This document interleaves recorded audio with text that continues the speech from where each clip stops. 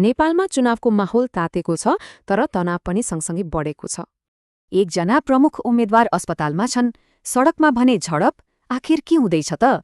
स्वतन्त्र उम्मेद्वार बालिन शाह अचानक बिरामी परेपछि चुनावी दौडै रोकिएको छ। तर अस्पतालबाटै पनि उहाँ आफ्ना समर्थकहरूलाई भन्दै हुनुहुन्छ, अभियान जारी छ। यो त उम्मेद्वारको कुरा भयो। अब मैदानमा हेरौं, जहाँ राजनीतिक लडाईँ सडकमै देखिन थालेको छ।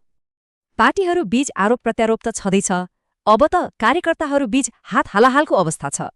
र यो लडाईँले एउटा अनौठो रूप लिएको छ, त्यो हो मालाको प्रतिस्पर्धा।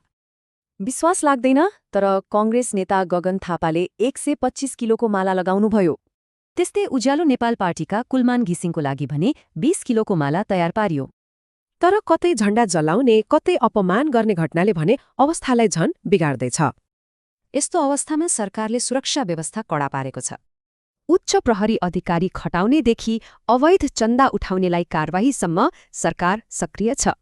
हेर्नुस् त, धनुषामा मात्रै 20,000 अवैध प्रचार सामग्री हटाइयो। रौतहटमा त अवस्था यति गम्भीर भयो कि 3वटै सुरक्षा निकाय परिचालन गरिएको छ। अब लागौं मतदातातिर। यो राजनीतिक होडबाजीमा उनीहरूको मनस्थिति कस्तो छ? उदाहरणका लागि बाजुरामा, जहाँ नेताहरूको आश्वासनले दिक्क भएर मतदातामा निराशा छाएको छ। तर सिन्धुपाल्चोकका मतदाताको माग भने एकदमै स्पष्ट छ, खसा नाका खोल्नेलाई नै भोट। चुनावी माहौल बाहेक देश र दुनियाँमा अरू के भइरहेको छ त्यो पनि हेरौं।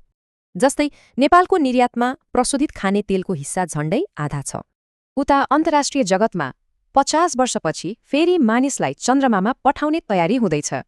अमेरिका चीन सम्बन्ध र बेलायती राजपरिवारमा पनि केही महत्त्वपूर्ण घटनाक्रम विकास हुँदैछन्। तनाव र विभाजित मतदाता बीच के नेपालमा शान्तिपूर्ण चुनाव सम्भव होला?